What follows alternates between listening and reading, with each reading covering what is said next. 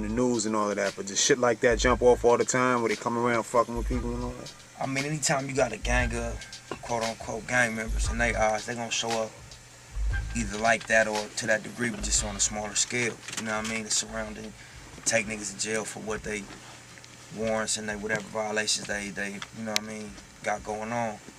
Just because they feel like, you know, that's the place for gang members in 2009. It's jail, not the streets. And, you know, to an extent, like I say, you gotta understand it because there's a lot of violence that go along with that mentality and that lifestyle. But, you know, I think they should be a little more precise on their judgment on, you know what I mean, how they go about fighting that problem.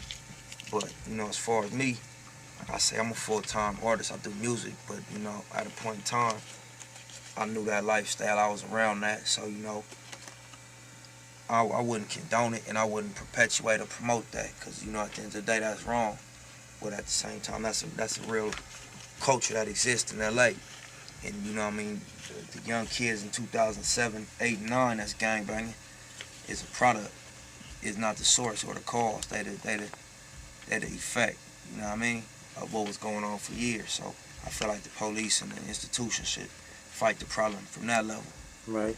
Like, what's going on now? Like, I mean, aside from the police fucking with everybody, like, what's going on with the gang culture in terms of, like, other gangs going to war with, like, the Mexican gangs, the Bloods, the Crips? Like, is that shit still going on, like, that we were seeing before, like, a lot of the drive-bys and a lot of the gang violence that was popping off before? Is it still as active as it was, or is it more based around bread now as opposed to other things that may have sparked it off in the past?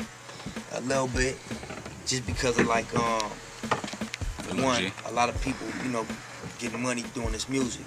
A lot of people that come from these neighborhoods in LA, like myself, like J-Rock, yeah, thank you, bro. Like, you know what I mean, other artists, Glasses Malone, 211, Rocky. These are young people that come from these environments, like I do. So, everybody, neighborhood being on a level of progression and moving towards something different and bigger than what we used to. It ain't that much set tripping. Some Bloods and some Crips might run across each other in Hollywood at a show. Niggas is both here to get their money. Like in my case, happens a lot. And niggas respect what I'm doing and salute it. So, you know, I tell my homies, like, you know, we on that same page. You feel me? We ain't gonna be no aggressors. We ain't gonna be, you know what I mean, the ones that start a problem at the end of the day. So, you know, it affect the streets because the young dudes that's looking up to they homeboy that's doing music see that, oh, my homeboy from over here fucking with J-Rock. J-Rock from over there, he from the Knicks. He from the east side. Oh, okay. Oh, Nip, he fucking with gang. He from Compton. He from Palm Road. Oh, all right. So it's not on site when I see these niggas. You know what I mean? We might get some money together. We might could just have a mutual respect for each other from a distance. We don't got to be best of buddies. But, you know, and at the end of the day, that's a step. You feel me? That's a lot.